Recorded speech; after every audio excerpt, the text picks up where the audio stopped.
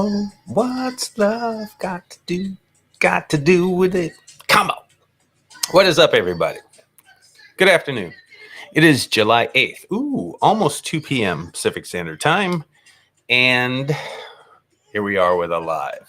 So remember, every week, I'm going to try to update everybody on our progress on Jason Voorhees Nightmares. Yay! And we are rolling, you guys, honestly. First off, I watched the video I did last week, and I told everybody when I started this, I was doing this restream so it can go from Facebook and YouTube at the same time. And I don't know if it's my internet. I don't think so, because I spend a shit ton on the internet. But it looked like it was lagging. So if I lag on these, I apologize. I have no control over that. Sometimes it catches up, and sometimes it's all fucked up. So whatever. But anyway, Jason Voorhees Nightmares. We went through week 2 this week, and we had 2 more days of filming. We've shot 4 days so far on a 19-day shoot. And man, this shit went dope, you guys. Oh my God, we had such a blast. So much fun. I don't even know where to start, but first off, I want to just say, happy 4th of July to everybody. I hope you guys had a good weekend during this last weekend. It was a lot of fun. I had a blast. Samantha and I went out and we hung out with a few friends, banged over to another place, hung out with our buddy Aaron Focus Switzer. And then we were like, okay, our daughter's down at the waterfront because they have this big fucking thing in Tacoma where they do the, fireworks and everything. And it's just packed like crazy, just white people everywhere. We got down there to check on her. She was hanging with her friend. She didn't want her parents around. You know how that goes. So Sam and I went and saw Jurassic World, which was fucking badass, you guys. To me, these summer blockbusters are something from my childhood. We all grew up going to the movies during the summer. These were the big ones hit. Dude, this movie was so much fun. I had so much fun in Jurassic World. And I've loved all the Jurassic Park films. I'm not very picky when it comes to the blockbusters. You can be dinosaurs. They're running around screaming, they're battling. I love that stuff. So that's cool. I have no problem with any of that stuff. Bob, what's up, bro? How you doing, Bob? Let's get you up there. What's up, bro? Good to see you, my man. My brother. Anyway, I was watching this movie and I was just watching, for the storyline. I usually don't watch the first time a film that way, but I just wanted to see the story because I know that the last few Jurassic Parks got a little convoluted with story, but they were still fun. This one is so simple, but it works. It fucking works. I don't think simple's a problem. You got to go in there, you got to do something. There's dinosaurs. Oh shit, we got to get the fuck out of here. There's nothing wrong with that. That's fucking great. But the acting is great. The chemistry is great. You've got, Scarlett Johansson, which is fun to look at anyway. So no problem there. Mahershala Ali, he's in it. He's great. Everybody did a great job in this movie. It was so much fucking fun. Stephanie, how are you, honey? Good to see you. Can't wait to get you on set. It's coming. We're plugging away, girl. You're going to be on there soon. Anyway, I want to just reassure everybody that if you read some bad reviews of Jurassic World, don't don't listen. Okay. I don't know what's up a lot of people's asses when it comes to films. Everybody doesn't know how to have fun anymore. They just don't know how to fun and just enjoy, the romp. Grab some popcorn and smile. I was smiling through this whole film. The music's great. The acting is great. The storyline's great. The visual effects are wonderful. Sound design is fucking awesome. It keeps you on the edge of your seat a lot. There's a lot of great moments in here for the dinosaurs. I don't know. Jesus Christ, I just dropped my phone. I don't know what anybody wants. So go check that movie out. If you don't have anything to go see, and I know that Superman comes out this weekend, and I think Fantastic Four is after that. Don't miss Jurassic World Rebirth. It's so good. So good. I think Chase Dudley, he did a live last night, basically, and he was talking about one of the dinosaurs that's in it. I fucking love the dinosaur, guys. I don't want to spoil anything, but there's a dinosaur in this. And I'd love to hear you guys' opinions if you've seen it. If you haven't seen it, when you do, shoot me a message, post it. I'll comment. Chase didn't really like it. His wife didn't like it. I fucking loved it. It scared the living shit out of me. There was something fucking creepy about this dinosaur. And if you understand the story, which I won't give away, there's some weird shit going on with the dinos.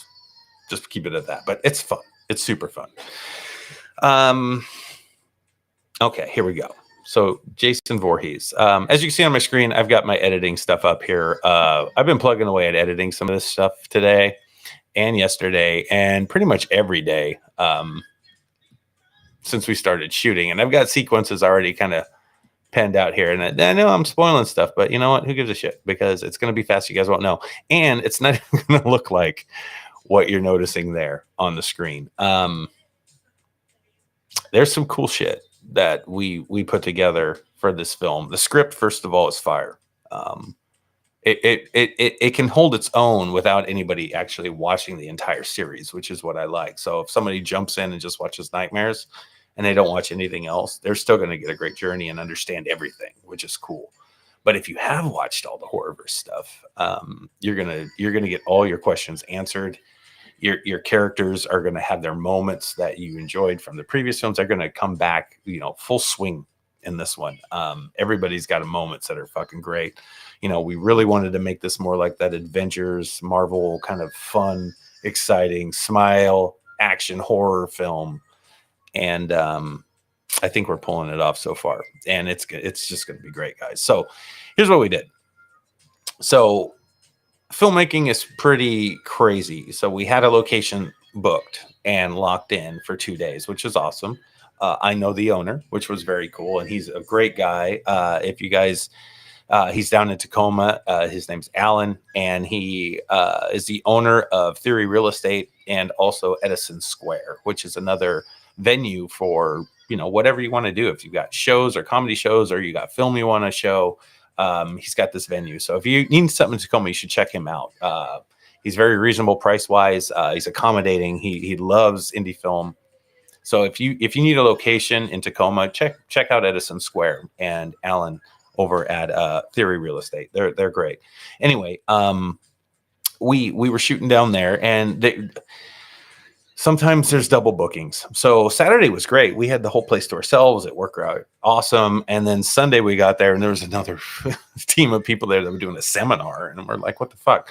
And the funny thing is that the day before we shot a lot of stuff, and one of our actors wasn't going to be there on that day, Jasmine. She had other priorities, which, money-making priorities, which is totally reasonable.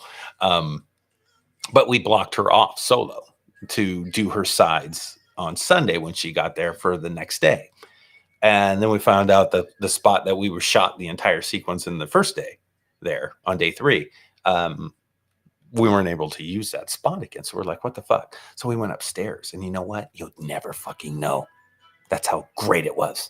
The way we shot this thing, the way we planned it out on day 1 actually worked upstairs, even though it's a totally different place, but you will never pay attention to it when you see the movie. So it worked out great. Jasmine did great. Everybody that showed up on set, from Raymond Power to Giovanni and Sine Tavalli and Grace Madland, Jesus Christ, Steve got my back like no other. Matt McKinney was out there on camera this weekend. Aaron Focus Switzer was there with me. I was there. Samantha, Hannah, running around doing all her BTS stuff, doing producer stuff. Clovis Sierra was there doing AD and did sound for us too, and she fucking killed it. Ira Katz, I can't forget about Ira, man. Sheriff Katz is badass, dude. We fucking smoked this shit.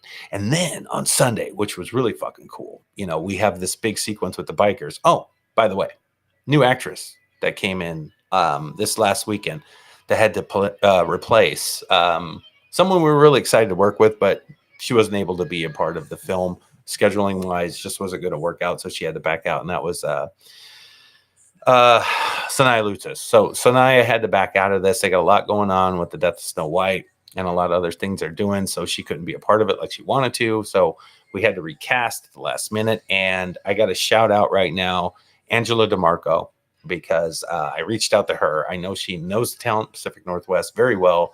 I was going to look around for some other people to fill this role before this weekend.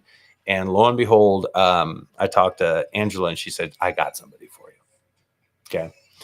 Her name is Nikki J. Rose. Nikki Rose, young actress up here in Pacific Northwest, jumped on board right away. She's like, I'm excited. Thank you for the opportunity. I shot her over the sides. I shot her over the script. I was late with the call sheet. She didn't even know what the fuck she was going to wear. I gave her a brief thing on a text. I'm like, dude, just wear this and then it's that. Dude, this young lady showed up and just fucking smoked it. smoked it, and I'm so excited to have her. She's absolutely amazing. She didn't know any of us, you know, and then she's young, and she showed up, met everybody, and by the time the days was over and when she was there, she was like, I felt already a part of the family, like I've already been here. We felt the same way. I'm like, wow, how cool is that? I mean, and the balls and the courage for a young lady like that to just jump on board and, you know, drive out of her way, you know, 30 minutes to an hour to get to a location, not knowing who the fuck's going to be there, and just do her thing. I didn't have that kind of balls at her age. I was chicken shit. I couldn't do it. She was a badass, guys. I can't wait for you to see her. And I'm fighting Steve right now to get her one more part in the movie. There's another piece I want her to do, and I got to fight with Steve on that. But that's fine. Yeah, with Steve and I will go to war, and we'll figure it out. But I'm gonna fight for her to get this one other scene I want her in. But she did so great too, and everybody did. But yeah, it's pretty cool when you get someone new to the team, and they just click.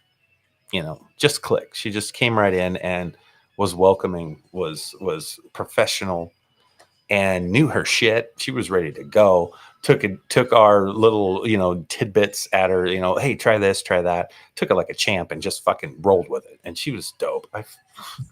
Nikki, here's to you. Anyway, okay, so here's another fun stuff. So we had a big sequence this weekend with the bikers. So as you guys know, if you've watched the Horrorverse, we have this biker gang called the Enders. They're really shooting for the end of the world and progressing to a different level of reality. Okay.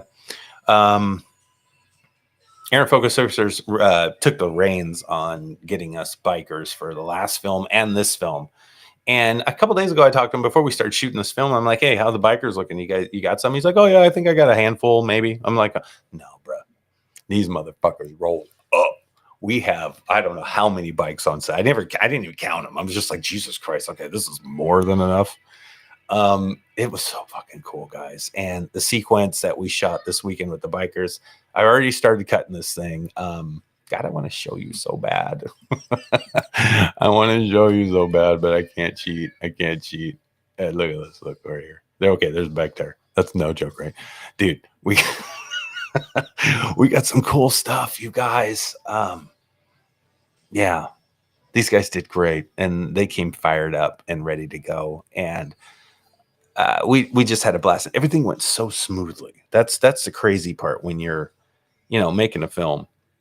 You know, I was looking at the pages before that and was like super questioning, like, did I overdo it on this day? Is this too much for us to handle?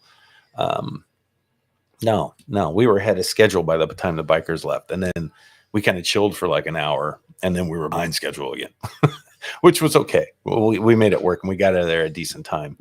But yeah, some of this stuff is just absolutely stunning how it all comes together with so many people. And we're not talking about actors that were here either. That was something Raymond Powers said to me on set. He was like, you know, for having so many people here that aren't really actors and don't know the process to keep on schedule and get out on time, or at least a decent time for the amount of shit we shot. He was like, you know, kudos, bro. You're a badass. I'm like, of course I am. I had a plan. I had a loose plan, but it just happened to work out that way, that it worked the way it did. But everybody wanted to look cool. They just wanted to be a badass in this. So it was fantastic. This movie so far, I am so excited to share with you guys. You guys have no idea how cinematic this is going to look. And even on those shots that I'm showing you there on the edit, you know, these are the day shoots we're doing. This film is not going to look like this when it's done. Okay. I'm doing the edit. Once the edit is complete in the sequences that we're doing, I'm shooting them over to Steve Eaton. Steve Eaton's going to apply a color grade on this that you guys have not seen before in an indie film. And I'm going to tell you, if you saw the Photoshop that I put up last week with Jonathan Holbrook in it, you can kind of see that day to night thing and how it's going to come to life for this film. And that's important for this film. It's got to look menacing. It's got to look dark. It's the end is here, guys, right? So it's got to look different. And this so far, what Steve has been playing with and is ready to do is absolutely beautiful. It's really going to elevate the production value on this film immensely. So anything you see on that edit right now is all raw footage. I'm cutting it in raw, and that's it. That's my job. Normally, when I do this process of editing, I go in and I do the edit, I do the color, I do the sound, I add temp score before I send it over to Kelvin to do the music for it. So he gets the idea that I have theme and tone. Um, this time I'm just editing with my temp music, and I'm not really doing much more than that. Not playing with the dialogue, not trying to clean that up. Everything we did was pretty much raw on this edit, and it's turning out fucking fantastic. And it actually looks and sounds pretty cool right now. Bob Wayne going to be the fan film of the century, bro. Hell yeah, man. It really is. That was the goal, man. You're right. You're right. Yeah. We wanted to make something big going out and really have this as a staple for what you can do with such a small budget and make something so feel bigger than it actually you believe it would be. So yeah, that's pretty fucking cool, right? And it's getting there. It's getting there already. I can already see it, and I already know how this is going to vibe. And once everything is shot and ready, and I have all this cut, when I start putting these little sequences together, whoo, it's going to be great. And filmmakers, I don't know who edits their own stuff, or if you're an editor and how you do it, but I like to edit as I go. I really like to see what we were able to capture on set. I can go through all the footage and start placing things where I think they should be and get that tempo and that vibe going of what I think will work in the final cut. It saves a shit ton of time if you kind of do those dailies. You know, that's what they call them in the industry, if you're really doing it. But, you know, these dailies are actually a little more deeper. I really take my time to go in and actually act like I'm cutting this is the final version. Let's cut it. You know, that's what I'm doing without having all the footage. But when you have, you know, a sequence here and a sequence there, you can kind of put it together. And then when you get everything done, you can go back and place things where you want and just put it all together, and you got a movie. That's what I'm doing. So, and I think it keeps up with how you're feeling on those days. Like if I had to wait 3 months and go back to the beginning of the footage I got that I shot, you know, in July, and here it is September, and I'm start editing. What if that feeling I had is gone? You know, that excitement I had, the thoughts I had originally when we were shooting it, and how I knew it was going to work in it could be gone in 90 days. I'm old. I could forget. So I like to start cutting right away. And then that way it reminds me of how I feel in the moment when I'm filming. And I think that energy won't get lost that way. So that's important to me. So that's what I do. I just kind of cut as I go. So here's the kind of the plan of how it works. And I think I mentioned this already, but I'm going to say it again. I'll cut. I'll shoot it over to Steve to start coloring, and I'll also start sending over the audio to Lunarscape, which is Kelvin Galloza's company, and he will start doing the sound design. He's going to work on that with me, and do all the dialogue cleanup, which is very cool. And I think he's going to be very happy with our dialogue sound this time. We've had a few of us doing it already, and people can kind of jump in and help holding boom mics, but we're very particular, like catching the best sound. We've got some labs that we're using here and there, and some of the actors have more dialogue because we don't have labs for everybody. And sometimes those labs are kind of sketchy. You tape them right, you get solid sound the whole time. If you have to pin them somewhere, they get the rustling and all that, and you're like, fuck, you got to clean that up bad. Or sometimes they sound a little muffled if they're underneath clothing. So we kind of do both, but we're covering our bases. And overall, this is the best sounding film that we've done so far. And I really wanted to make that a priority for us because, everybody gets stuck on visuals, but they forget about how important sound is. I think you can get away with shittier visuals if your sound is fucking fantastic. All day long. I believe it. Bob, what's up? What are you saying here? Dude, I'm there. We haven't started editing Mayhem in the Shadows. It's hard to stay motivated. Yeah, it's not, dude. It's really not. The only reason I think, Bob, you feel that is because you're learning this as you go right now. You got to remember, I've been editing since 2001. I think I've been doing this a long time, but I remember when I made my first movie, I had no idea how to edit, but I did it. just kind of like you're trying to do right now. And I'm going to tell you, Bob, my movie was shit. Unfortunately, it wasn't very good. It was horrible. Long takes. I had no idea what L cuts were. I had no idea what I was doing, how to blend sound, blend scene for scene. I was stuck with, oh, I filmed it that way, so I got to keep it that way. That's not the way an editor works. You find the pieces that work right and how you blend all these multiple shots together in a way that tells the story better than how you shot it.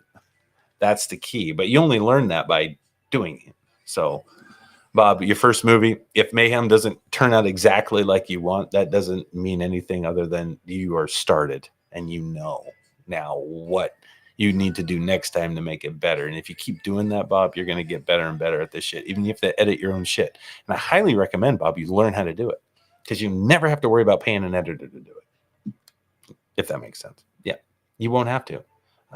You can go out and have people help you on set, and you can help them with what they need. And then you could take all that footage and go home and make your movie. That's what I did.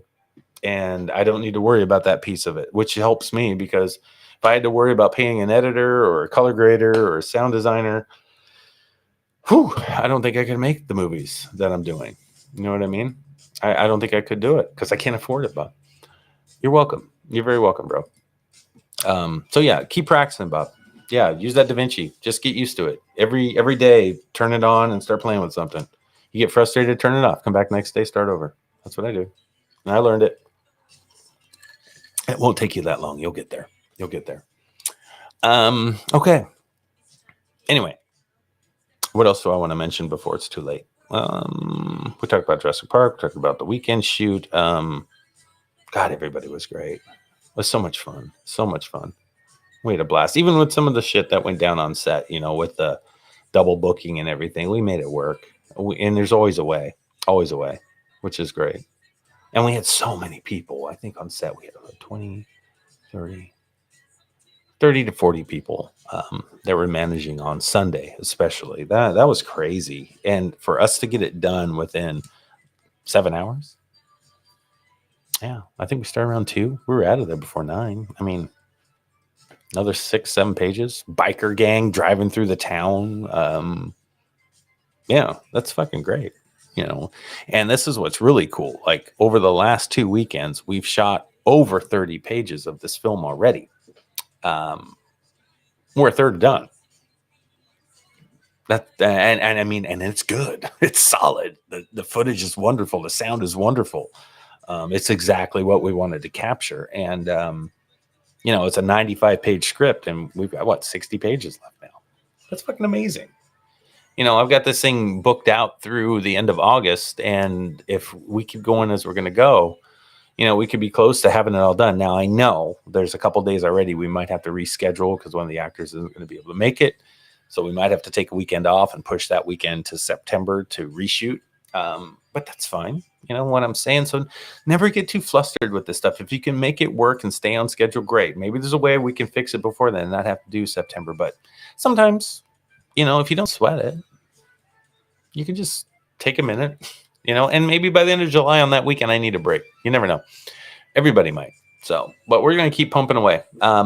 So week 3 starts this weekend. We've got shoots 5 and 6 coming up, and they're going to be a lot of fun. And this Sunday is our first day on set with Freddy Krueger. So I am super stoked to do that.